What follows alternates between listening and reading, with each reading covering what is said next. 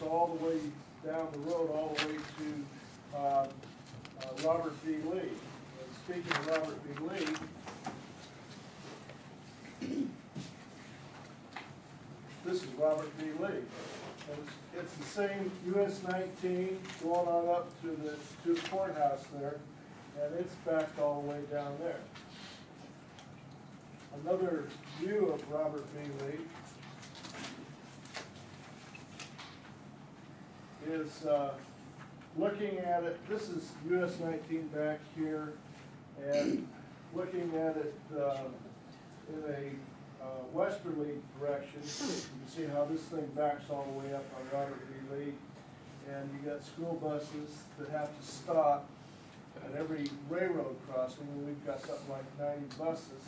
Is 19 going this way, or? 19 is going along here. Okay. So we're back. This is, look, we're on the east side of the intersection. Yeah, we're on the looking east back side. west. Yeah. So it's a major situation here.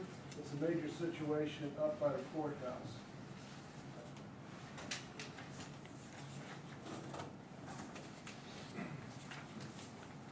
Now this is the courthouse, and a concept that we've gone through several concepts with consultants. This is US 19 here, and let me show you. This is where the courthouse is. This is 4th Street. You got State Route 32 coming in this way. You got State Route 195 here, and you got State Route 3 over here. These are all state routes that we've taken the initiative locally to try to fix this thing. And right now, we've got a concept that we've sent on to DOT that we think this is what we need to do. In addition, we're looking at making this area green space, which is now parking on state routes. So we feel like this is a safer situation. It will help traffic flow a lot better. And then over here, we've got the train station that's, we've got a transportation enhancement project that time permits, we'll talk a little bit about that. So what we plan to do, we also have another study to take the parking out of here and put it back here. We're studying that also.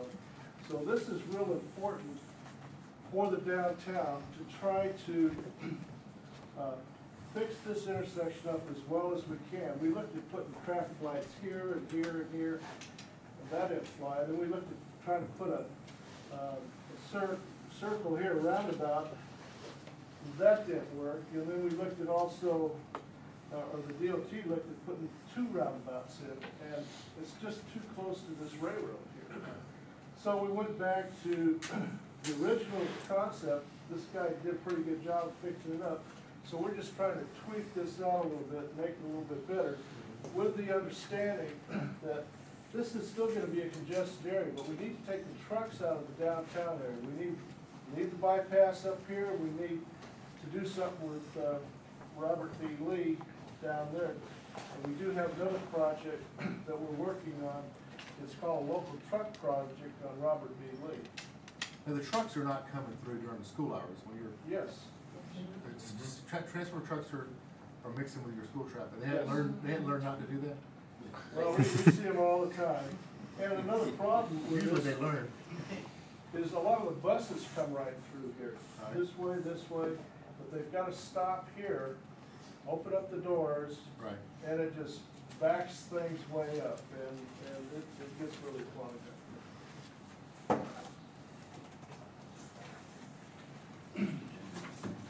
This is the overall transportation plan that Lee County has adopted, and I want to talk first about, let's see how I'm going to do it on time. I want to talk a little bit about US 19. This will finish off a 4-lane corridor. This is a $40 million project, and so we'll have a 4-lane all the way through north-south for Lee County. We also have a 4-lane US 82.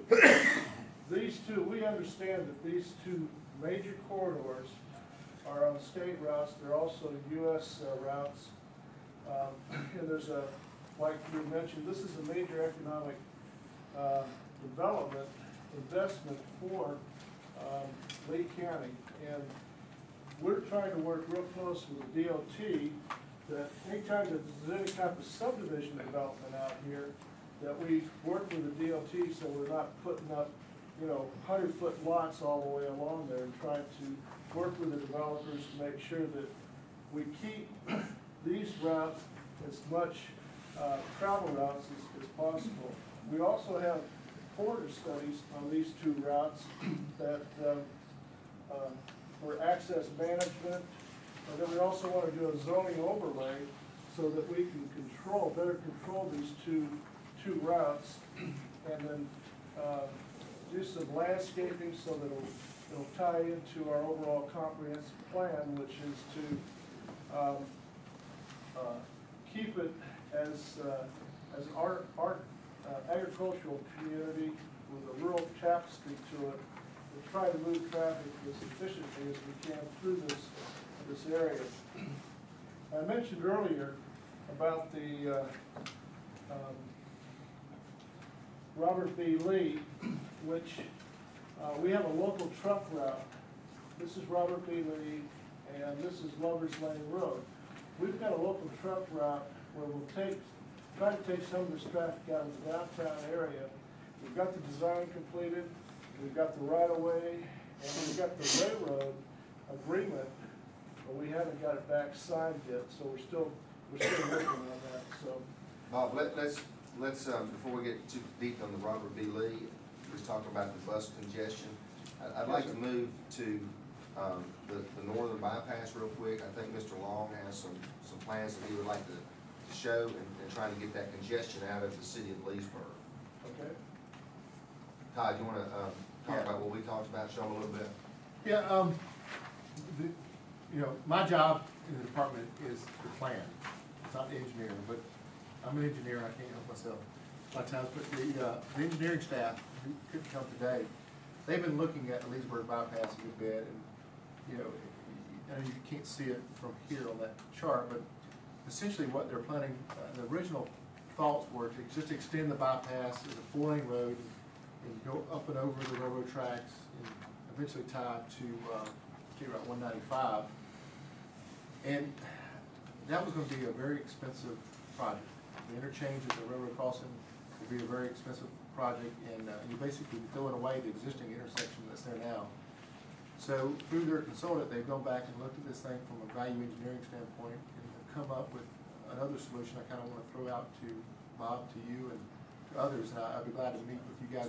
I don't think it's going to be hard to show these plans in front of everybody, but the thought is, there's two goals for this project. Obviously, is you want to have a connection over the railroad tracks. Right. And number two is you want a connection, you want that road north of all your school sites, connecting 195 over to 19. And you want to have a grade separated. So the thought would be, based on the volumes that are projected, we not build a much lower cost, probably much greater chance to get it done sooner because of our funding restrictions we have, to do a 2-lane road on 4 lanes of right-of-way, and then just come straight cross over the railroad tracks north of the existing intersection you have. The bypass comes in now, go north maybe 2,000–3,000 feet, come across here with grade separation and loop down. I've got drawings that show this. And then you can come back later when volumes dictated and widen it to 4 lanes as needed. But that gives you your connection, gives you your crossing across the tracks. It doesn't throw away your existing intersection down at the bypass in 19. It doesn't give you that fluid movement. But the question was, how many people are on the bypass are actually planning on going all the way around to 195? There is a number, there's no doubt. But the cost is nearly 3 times what I'm describing to you. The big project, the 4-lane with the big interchanges, nearly 3 times as much as what I just described. So my point is, with our funding restrictions, and just let me give my little funding spill right now. We are in a situation in the state of Georgia which we've never been before. Revenues, not only are they not going up, they're going down. Our motor fuel revenues have gone down the last 3 years.